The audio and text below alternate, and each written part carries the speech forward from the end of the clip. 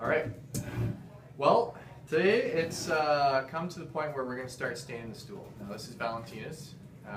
She's got everything glued up, and she's actually done a pretty good job at getting rid of all the excess glue, which is really important. If you guys have glue left on here, the stain is not going to absorb very properly at all where there's glue. So you're going to, especially if you're using a darker stain, you're going to see this big kind of yellowy blob that doesn't stain. Okay, so it's really important you guys take care of all the glue that you can. All the scratches are gone. It's nicely sanded. We're ready to go. Now, stain does a couple of things for us. Okay, so first of all, this is a penetrating oil stain that we're going to use. It doesn't form a film on top. It penetrates into the wood, and it helps seal and protect the wood, but it doesn't form a film. So we want to coat the wood everywhere, including all the bottoms, even the areas that don't show. The reason for that is so that as the seasons change, the moisture in the air will equally go or equally not go into the wood, right? Especially this makes more of a difference if we had a larger panel type piece that you guys may have for a top. If we don't stain the bottom, but we did stain the top, the bottom of that is going to allow moisture in and out a lot faster than the top would, and the effect is going to be a piece of wood that starts to cup. And so we want sort of equal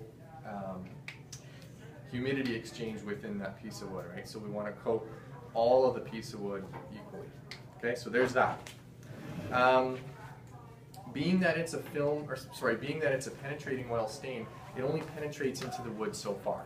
So the secret here to make a nice finish is less is more. And I know that's kind of said for a lot of things, but this is actually really true in this case, because the more we build up, the bigger, sloppier, wetter coating that we give it, it's not going to penetrate. It's only going to penetrate into the wood so far until it just sits on top and dries and becomes a sticky mess that we have to spend more effort buffing off later. Okay, so when I say less is more, it really is, the way to do it. I have a bunch of stains in the stain room. You guys are going to stain these things all in the stain room. Okay. Any of the yellow tins that have the Minwax, you can use. Okay, and that includes even the larger gallon ones as well. There's a few different shades in there. Everything from this natural one that Valentina wants to use all the way down to like a really dark black one called ebony, and a lot of different browns all in between there. Okay. So you're going to use a glove. We're going to use latex glove. There's a screwdriver back there, a flathead screwdriver. This screwdriver stays in the stain room. Okay. Please don't use the nice wooden ones I have on the tool board. Just use this guy here. All right. So we're going to pop this off, just like that. And we want a stir stick as well. Now it's really important that we stir these cans and not shake them. We don't want to make bubbles and stuff in there. We want to just use a nice clean stir stick just to stir the can up. This is especially important if you're using a stain that has a lot of color in it, like the ones that are darker browns and things like that, because the color in there can settle to the bottom over time. And you want to make sure that it's nice and evenly stirred up before you start using it. Okay? So there's that. We've got the pan, you've stirred it. Now we're ready to start applying this.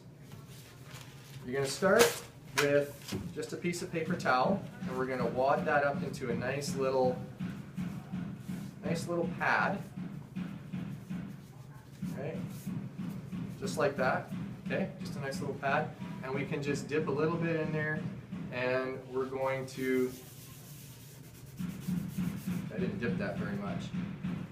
A little bit more, and we're just going to apply this all over. We're going to keep on doing this until that stain doesn't transfer onto the wood anymore. So you can see how just a little dip onto the rag there goes a long way. I did the whole side of that leg just with the bit that was on that paper towel. Okay. Now we could dip a little bit more again and go to the other side and all the way around. Remember that we're doing all the surfaces, right? So underneath rails, underneath legs, everywhere. Okay? So that's one method of application is just with a paper towel folded up. Okay? The second way you can do that is I have some 400 grit sandpaper, and we're going to fold this up. This may seem kind of odd to be applying a stain with sandpaper, but what this does is it actually sands the wood at the same time as it applies finish. Okay? And this works only because it's a penetrating oil type stain. It actually kind of creates a little bit of a slurry, so the wood sand bits that come off of there, the wood dust that comes off of there, combine with the stain on here and kind of create this slurry that fills any of the grain. And it ends up becoming a really nice smooth finish. And I kind of like to do this. It's a little more, I don't know, it's a little more difficult to do, but if you do it mostly just on your major surfaces, especially your flat surfaces, I find that's kind of the best bang for your buck as far as extra time and effort spent applying the stain.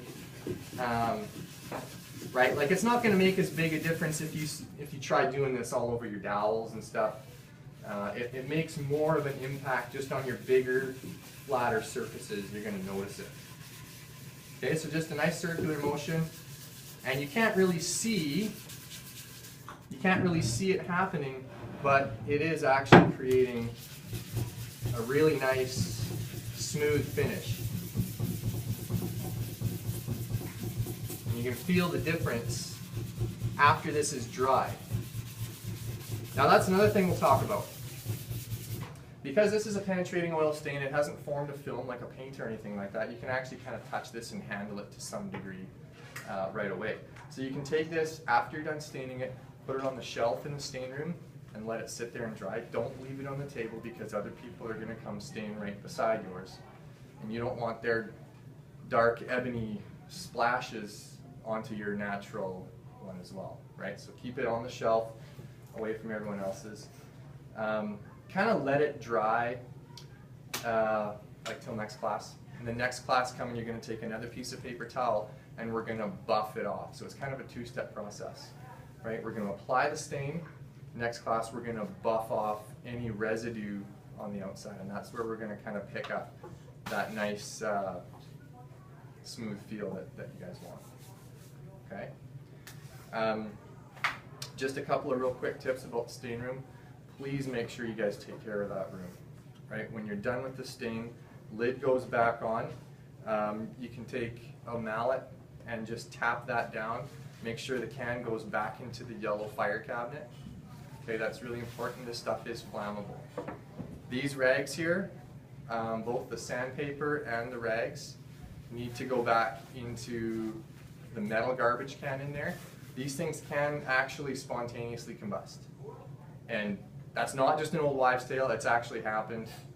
My wife's grandpa actually almost lit their garage on fire because of oil rags that were in the garbage can in the garage.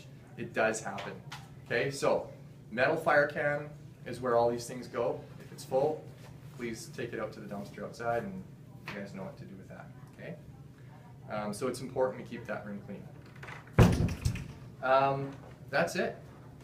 You guys have any questions?